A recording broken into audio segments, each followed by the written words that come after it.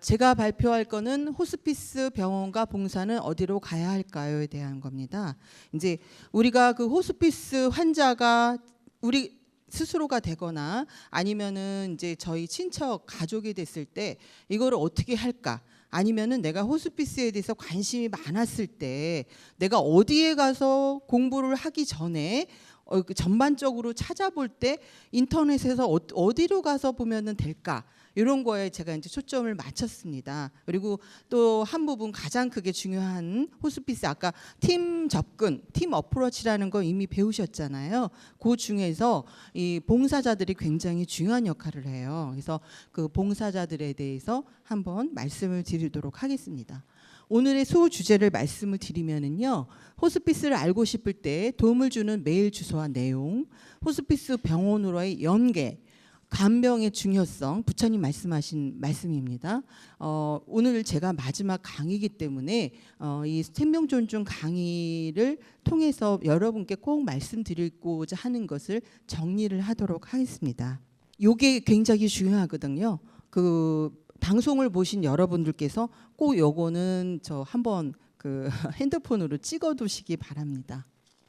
한국호스피스 완화의료학회, 국립암센터, 국립암정보센터, 호스피스 완화의료, 암성통증관리 지침 권고안 이런 것들을 컴퓨터에서 치시면은 많은 내용을 보실 수 있습니다. 그래서 한국호스피스 완화의료를 클릭하시면 이런 페이지가 나오고요. 그런 내용이 나왔습니다. 그래서 여기가 이제 호스피스의 정의 이미 교수님들께서 말씀을 해주시지만 저는 여기에 굉장히 그 많은 포인트를 둡니다. 삶의 질의 향상 이해가 되시나요? 이해가 어떻게 되면 안 되시죠. 그러니까는 쉽게 말씀드려서 우리가 보통 어르신들은 어떻게 말씀하실까요? 자다가 죽는 게 좋다는 말씀 많이 하시잖아요. 근데 호스피스적인 관점을 봤을 땐 그거보다는 암 환자가 행복하다는 개념을 갖고 있습니다. 좀 이해가 안 되잖아요. 그렇지만 암 환자들 같은 경우에는 3개월에서 6개월을 남은 여명이 있었을 때 본인이 원하는 정리하는 그런 기간이 남았잖아요. 사실은 내가 죽는다는 걸 모르고 죽는 환자들이 3분의 1, 30% 정도 되세요. 심장마비나 교통사고는 내가 정리할 시간이 없잖아요. 그렇기 때문에 새로운 개념에서는 그 호스피스의 개념으로서는 암 환자가 행복이다. 그러면 남은 기간을 내가 죽기 일주일 전까지 항암 치료를 받으면 어떻게 될까요? 그게 삶의 질이 좋을까요? 아니죠.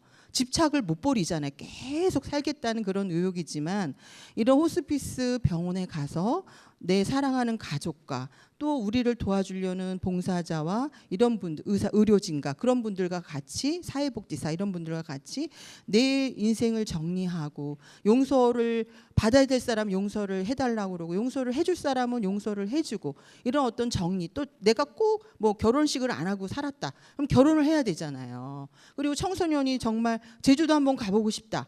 그럼 제주도 가셔야 되잖아요. 그러면서 자기 마음을 완전하게 하고 또 우리 불자 같은 경우는 부처님을 생각하고 제가 평상시에 부처님 나무아미탑을 부르는 거랑 만약에 일주일 남았어요. 그때 아미탑을 불렀을 때 얼마나 간절할까요? 정말 간절하겠죠. 그렇기 때문에 저희 호스피스의 개념은 그 마지막 일주일 한 달에 우리가 가장 아름다움을 먹었을 때 그 영적 성숙이 도리어 60평생의 영적 성숙보다 같거나 많다는 개념을 갖고 있습니다. 그래서 여러분들께서는 호스피스의 개념이 내가 죽으러 가는 곳이 아니라 나를 완성하고 삶의 질을 향상하러 간다는 것을 꼭 말씀드리고 싶습니다. 통증, 신체 돌봄, 사회적 돌봄, 임종 돌봄, 심리적 돌봄, 영적 돌봄, 사별 가족 돌봄을 하고 있습니다. 이제 완화 의료팀, 다학제 팀 이거는 좀 전에 들어보셨죠? 그래서 사람이 육신으로 되지 않는다는 걸 첫 번째 강의 오진탁 교수님께서 말씀하셨잖아요. 그러니까 우리가 영혼도 있을 거고 사회적으로 내가 돈도 못 벌면 친구하고도 헤어지고 여러 가지 고통이 많습니다. 그렇기 때문에 이 호스피스에 주는 의사와 간호사, 의료진이 아니라 누가 될까요? 누가 주가 될까요? 맞습니다. 환자와 그 가족이 주인공이에요. 그분이 주인공인 상태에서 이런 여러분들께서 같이 도와주고 계십니다. 여기서 보면은요, 일본 의사, 간호사, 사회복지사 다 하시고 우리 여기 오신 스님들께서 굉장한 또 중요한 역할을 해주셔야 됩니다. 그래서 이 보면은 왜 이러면 죽을 병이 걸렸을까? 이런 갈등, 내가 죄를 받아서 이렇게 죽는다. 이런 굉장한 영적 고통을 많이 갖고 있거든요. 제 바람은 이런 강의를 통해서 우리 스님들과 저희들 또 이 동국대 여러 교수님들과 함께 우리가 일반적인 호스피스뿐만 아니라 불교적 호스피스를 가미해서 내년이나 내후년에는 또 그런 쪽으로 많은 강의가 이루어졌으면 좋겠다는 개인적인 바람을 또 말씀을 드리고요. 제가 말씀드리고자 하는 것은 자원봉사자인데요. 이 다학제침을 도와서 환자와 가족을 지지하여 실제적인 목욕, 말법, 기도 봉사 등을 제공해서 말기 환자의 육체적, 정신적 고통 완화에 도움을 주는 역할을 하고요. 많은 분들께서 관심을 가지시고 여기서 교육을 받으시고 실제적으로 해주시기를 정말 기원합니다. 국립암센터 5개 중에서 국립암관리사업본부 부속병원을 클릭하면 호스피스 완화의료 사업부, 호스피스 완화의료실이 있어요. 여기에 대해서 또 많은 정보를 여러분께서 보실 수 있습니다. 국가암정보센터는 굉장히 많은 정보가 있으세요. 그래서 우리가 암 환자가 알아야 될 여러 가지 것들이 많이 들어가 있기 때문에 여기를 하나하나 세세하게 보시면서 내가 여기에 관련이 돼 있다 그러면 많은 정보를 아실 수가 있습니다. 그래서 또 4번째는 호스피스 완화 의료를 또 클릭을 하시면은요. 이런 내용들이 호스피스 완화의 오해와 진실, 전문기관, 통증, 또 관리, 진통제, 자기 통증 조절 방법. 마지막 환자에서 가장 또 괴롭히는 거는 통증이에요. 제가 이제 마취 통증학과에서 저도 이 호스피스와 굉장히 밀접한 연관을 갖고는 있습니다. 그래서 이제 오해의 진실을 보면 한번 읽어보겠습니다. 완화의료 전문기관을 임종할 때 가서 죽음을 기다리는 곳이다. 한번 읽어주시죠. 맞습니까? 아닙니다. 네, 아닙니다. 완화의료 전문기관은 적극적으로 통증 등 증상 치료와 환자와 가족의 정서적, 사회적, 영적 지지를 받을 수 있는 곳입니다. 완화의료 전문기관에서는 아무것도 해주지 않는다. 네, 맞습니다. 아닙니다. 환자를 힘들게 하는 통증, 구토, 호흡곤란, 복수들의 증상을 적극적으로 치료하며 심리적, 사회적 지지와 임종 돌봄, 사벌 가족 돌봄도 제공합니다. 완화 의료 전문기관에서는 가족과 함께 지낼 수 없다. 네, 없습니다. 그리고 이제 좀 전에 통증 굉장히 심하다고 말씀드렸잖아요. 제가 몰핀을 한 대 맞으면요, 되게 어지러워요. 근데 제가 어떤 분을 봤냐 하면은 하루에 몰핀을 300앰플 쓰신 분도 봤어요. 그 통증이 어마어마하죠. 그래서 우리가 뭐니 해도 어떻게 되겠어요? 안 아프게 돌아가시게 하는 것들이 우리 의사의 몫이에요. 그래서 우리 의사들도 이런 호스피스에 대해서 저만 해도 학생 때는 교육을 못 받았어요. 요즘 학생들은 이제 많은 부분은 아니지만 조금 받고는 있는데요. 의사들이 이런 적극적으로 환자분에 대한 통증 조절을 하는 것은 진짜 더 열심히 연구되고 해야 될 부분이라고 생각합니다. 그래서 이제 요 법률을 김도윤 교수님께서 말씀을 해주셨지만 이제 임종 과정이고 보통은 이게 에이즈죠. 만성 폐쇄성 호흡기 질환, 만성 간경화 이런 것들이 이제 대표적으로 질환인데요. 이게 중풍이나 우리가 치매들이 가장 걱정이시잖아요. 근데 요거는 어떤 말기라는 어떤 진단을 확실히 할 수 있는 툴이 좀 마련이 된다면 아마 점점 확대될 거라고 좀 생각하고 있습니다. 연명치료 중단, 여기에서 보면은 이제 2가지 개념이 나오죠. 사전 연명 의료 의향서와 연명 의료 계획서인데요. 여기서 뭐를 중단한다고 그랬죠? 같이 읽어볼까요? 심폐소생술, 혈액투석, 항암제 투여, 인공호흡기 이런 거는 못 하세요. 그렇지만 드시는 거를 입으로 못 드시니까 튜브를 끼잖아요. 코에다가. 그리고 이제 위에다도 이렇게 튜브를 연결하잖아요. 그리고 그다음에 산소를 마스크로 하시는 거, 코로 끼는 거. 그다음에 통증 조절 당연히 하셔야 되죠. 그거는 다 하신다고 동그라미를 치셔야 됩니다. 그래서 사전 연명 의향서하고 연명 의료 계획서는 사전은 언제 하는 거다? 건강할 때. 그다음에 연명 의료 계획서는 호스피스 병원에 가서 하시는 거예요. 그래서 이것이 요새는 개인으로 되는 게 아니라 이제 내년에 스타트가 되면은 이걸 국가가 관리해요. 그래서 국가에서 보관을 하고, 그렇다고 이게 영원히 되는 게 아니라 내가 취소하고 싶다. 그럼 취소하실 수 있어요. 그런데 이제 가장 중요한 거는 호스피스에서는 환자의 자기 결정권이 가장 중요해요. 호스피스 병원에서는 내가 기독교예요. 근데 불교 호스피스 병원에 왔어요. 불교로 개종하세요 말을 하면 호스피스의 개념인가요? 아닌가요? 아니에요. 호스피스 개념이 아닙니다. 자기 결정권이 굉장히 중요해요. 우리는 어떻게 해야 되겠어요? 자식한테 그거를 맡겨야 될까요? 나의 결정권을 맡겨야 될까요? 연명치료 중단을? 아니죠. 내가 해야 돼요. 이제는 내가 해야, 제가 스스로, 환자 스스로 해야 돼. 근데 지금 현재 호스피스 병원에는 일반적으로 의식이 없는 상태로 오신 분이 많으세요. 그래서 3일 있다 돌아가시고 하루 있다 돌아가시니까, 그때 만약에 사전 연명 의형서가 없고 그 의식이 없는 상태에서 오시면은 연명 의료 계획서도 못 쓰시죠. 그러면 누가 해야 될까요? 아까 교수님께 설명했지만 전체 가족이 동의를 하면은 겨우 돼요. 플러스 의사 2명이 같이 동의를 해야 됩니다. 그렇기 때문에 우리가 어떻게 해야 될까요? 내가 좀 아프다. 암 선고를 받았다. 그럼 그 순간만이라도 벌써 사전 연명 의향서나 호스피스로 어떻게 가셔야 될까요?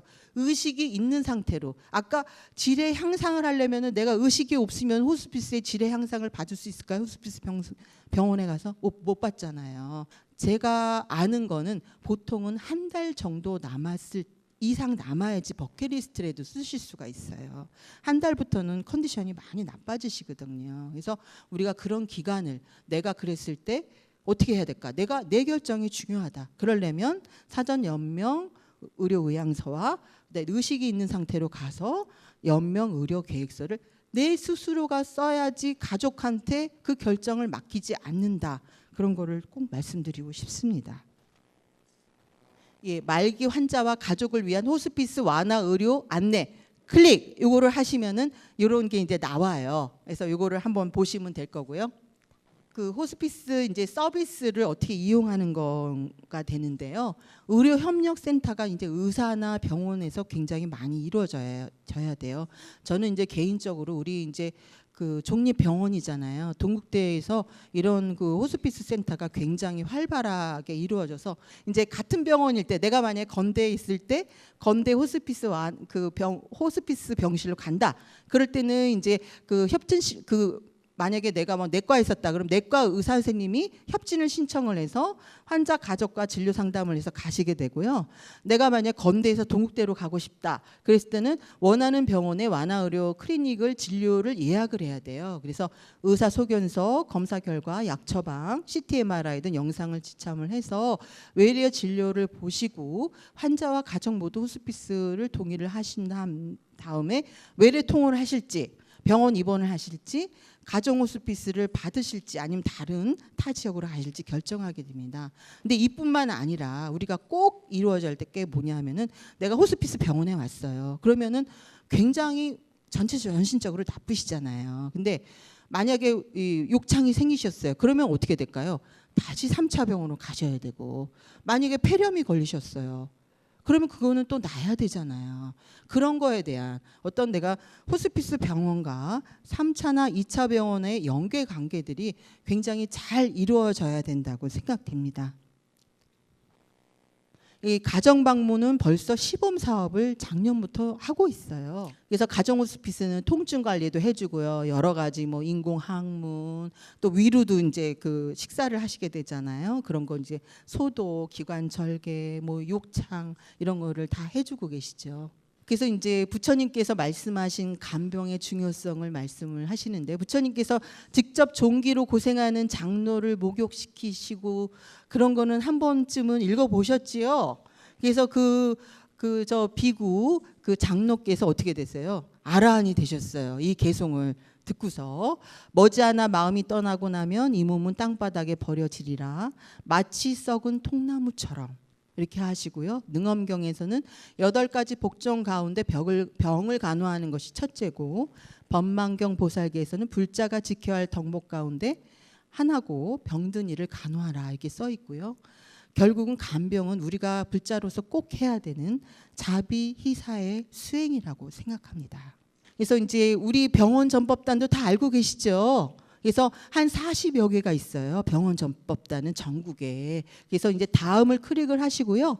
사이트 더보기를 클릭을 하시면 병원 전법단이 나옵니다. 그래서 호스피스 자원봉사자는, 병원 봉사자는 굉장히 많죠.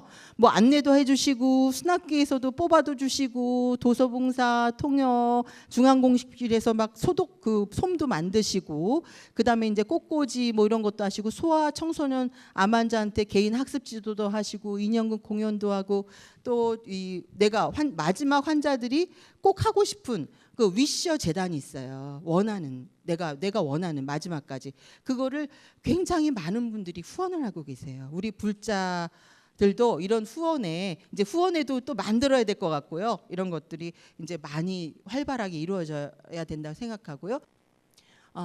그 불교성 개발원을 생명존중운동본부를 잠깐 말씀을 드리면은요, 이제 요번에 이런 강의를 하는 게 웰다잉 호스피스 교육센터에서 하는 겁니다. 3가지 센터가 있고요.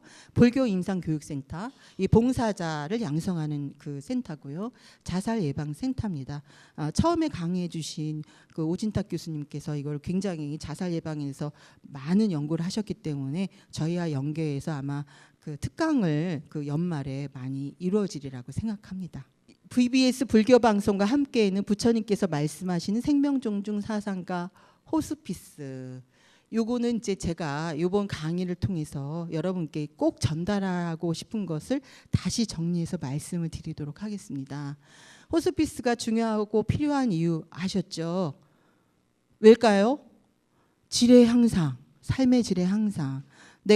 제가 마지막에 그 기도가 평생의 기도, 한 달 일반적인 1년 기도보다 어떨까요? 하루의 기도가 더 집중 있고 더 간절하겠죠. 그리고 일반적으로는 그 마지막 그 죽는 그 순간에 가장 아름다운 마음을 가진 게 중요하다고 합니다. 우리는 불교에서 좋은 말이 있죠. 돌아간다고 하시잖아요. 그렇기 때문에 우리는 윤회를 믿기 때문에 그 아름다운 마음이 좋은 그 윤회로 이어진다고 많은 큰 스님들께서 말씀을 하세요. 그렇기 때문에 그 호스피스가 중요하고요. 죽음의 5단계, 6단계 말씀을 들으셨잖아요. 근데 40대 가장이에요. 근데 갑자기 췌장암이 걸렸어요.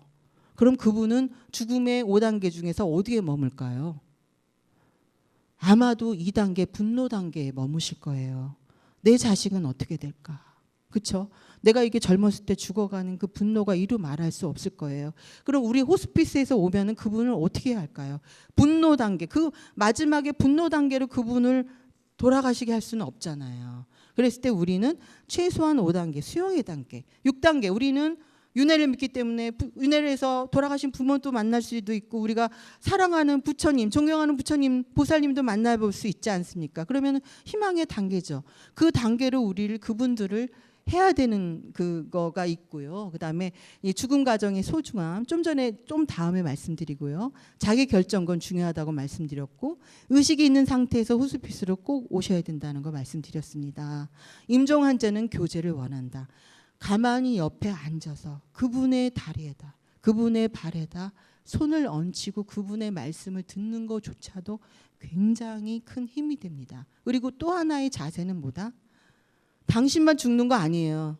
우리도 죽죠. 시차만 있을 뿐이에요. 당신은 빨리 죽어서 아이 불쌍한 사람이야, 이 시각이 아니에요. 그렇죠? 당신도 돌아가시지만 저도 언젠간 같은 선상에서 조금 시간만 늦을 뿐이다. 그런 태도로 대해드리는 게 좋고요. 아까 말씀드린 대로 어린이, 손녀면 손녀, 자식이면 자식, 이런 분들을, 어린이들을 데리고 와서 보여드리는 것도 큰 힘이 됩니다. 그 다음에 꼭 말씀드릴 것은 청력의 중요성입니다. 우리가 이제 식스 센스라고 해서 6가지 감각이 있는데, 청력이 가장 늦게 떨어진다고 그래요. 그래서 제가 카톨릭 병원에 가서 그 이제 배웠다고 말씀드렸잖아요. 거기 이제 수녀님께서 돌아가시기 2시간 동안 말씀을 하게끔 해요. 아들 딸한테 어떤 말을 힘을 주는 이야기를. 근데 제가 가서 배우기 전에 제가 좀 아팠었거든요. 아프고 제가 그 여러 가지 책을 보면서 인광대사님 책을 봤어요. 인광대사님 책에 나온 것 중에 3가지 중요한 게 있는데, 하나는 울지 말고 계속 24시간 연불 해라.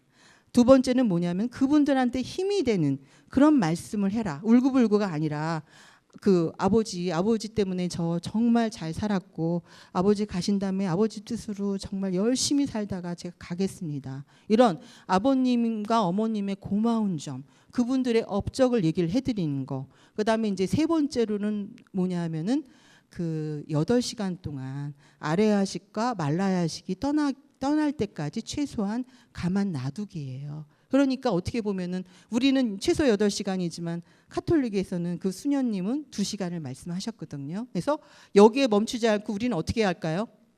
그런 상황이 되면 어떻게 돼야 될까요? 꼭 힘이 되는 말씀을 하고 돌아가시고 나서도 계속 좋은 말씀을, 울지 말고 연불해드리고, 그렇죠? 그거를 해야 되겠다 꼭 말씀드리고 싶고요. 사후 세계 가능성을 우리만뿐만 아니라 이 호스피스 교과서에 나온 내용입니다. 사후 세계 가능성에서 말해주기. 왜 쭉 끝이다 그러면 어떨까요? 너무너무 힘들죠. 그렇지만 내가 사후 세계가 있어서 윤회를 해서 부처님도 만나 뵙고 극락도 가고 이렇게 된다면 굉장히 힘이 될 것 같습니다. 그리고 호스피스 여러분께서 이제 여기에서 호스피스 강사도 나오시고 그다음 봉사자도 나오시는데, 저희들이 보면은 노인들 굉장히 연세가 뭐 80, 90대신 분들은 호스피스 웰다잉 듣기 싫어하세요. 근데 그런 분들은 어떻게 접근을 해야 되냐면, 어르신 친구분이나 친지분들이 돌아가셨을 때 이거 강의를 듣고 그대로 해주세요. 내가 아닌 남. 그다음에 웰빙에서 차차 웰다잉으로 결론을 내주시면 됩니다. 그래서 죽음 과정의 소중함 한번 읽어볼게요. 다 함께 한번 읽어볼게요. 죽음은 엄숙하고 소중한 과정을 경험하는 것으로 인간 삶에 있어서 가장 숭고한 순간이다. 죽음의 대면은 인간에게 있어서 마지막 싸움이며 이 싸움을 생략한다는 것은 너무나 엄숙한 순간을 박탈하는 것이다.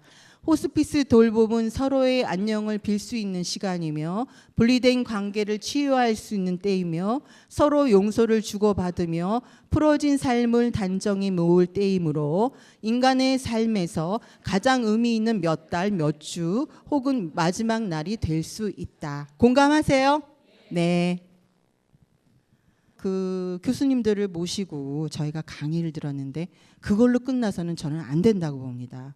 저도 변해야 되고 우리 또 전뿐만 아니라 옆에 사람들을 변화시켜서 우리 불자 전체가 변화해야 된다고 생각합니다. 그래서 제가 창피하지만 여러분한테 도움을 드리고 싶어서 나는 앞으로 어떤 삶을, 이거 제 이야기입니다. 저는 계를 지키고 자리이탈을 실천하는 그 삶을 살겠습니다. 이렇게 할 것 같아요. 여러분 스스로 이런 결심을 지금 이 순간 아니면 댁에 가셔서 꼭 하시기 바랍니다. 2번째는 나는 죽는 순간 무엇을 좋은 생각을 하고 절대로 누가 꼬집고 아프게 해도 절대로 화내지 않겠다고 결심했습니다.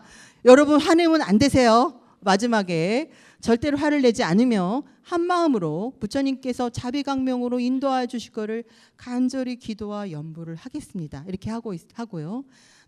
나는 어떤 모습으로 태어나고 싶은가? 극락 아니면 의사, 둘 다다. 아직 결정을 못했습니다. 여러분들께서도 저도 이제 올해 안으로 꼭 이런 결정을 하고 싶은데요. 여러분들께서도 한번 꼭 생각을 해주시길 바라고요. 그래서 이 아까 말씀드린 대로 호스피스가 단순한 호스피스가 아니라 우리가 불교적 호스피스 교육과 제도를 발전을 해야 되고요. 또 불교 호스피스 병원, 요양병원이 굉장히 없습니다. 제가 잘못한지는 모르지만 그 불교 호스피스 병원, 요양병원이 전국에 10개도 안 되는 걸로 알고 있어요. 그럼 불자들이 어디로 가야 되나요? 이런 것들은 우리들이 꼭 생각을 해야 되고, 종단 또 포교원 모든 여러 각계 그 선생님들께서 꼭 생각을 해주시기 바랍니다. 그다음에 불자 간병인, 불자 병원 봉사자, 그 정말 지원과 교육이 필요한데요. 돌아가시는 그 순간 누구랑 같이 죽었는데도 굉장히 힘이 되잖아요. 우리는 잘못하면 타 종교, 요양산업, 간병인과 함께 돌아갈 수가 있어요. 왜? 사실은 가족이 없는 상태에서 임종하신 분도 꽤 되십니다. 그럼 옆에 누가 있을까요? 간병이나 요양병사가 계신데 그분이 만약에 불자시면 제가 얼마나 든든하겠습니까? 그러니까 이런 양성이 꼭 필요하고요. 그다음에 임종 순간 어떤 지침이라고 하면 되게 이상하지만 지침이 없어요. 제가 아팠을 때 보니까. 그래서 임종 시에 환자와 가족들이 어떤 작은 책자나 CD가 있으면 임종방에는 항상 카세트 테이프 있습니다. 왜? 청력이 중요하다고 말씀드렸잖아요. 의식이 없어도 들려요. 그렇기 때문에 카세트 테이프에 그 CD를 누면 그 연불이 나오고, 그렇죠? 그다음에 내가 책자를 보면 이럴 땐 이렇게 하고, 그런 것들이 우리가 포교원이나 이런 데서 꼭 여러분이 모여서 그 동일화해서 어떤 지침을 마련을 하기를 이 강의를 통해서 꼭 말씀을 올립니다. 감사합니다.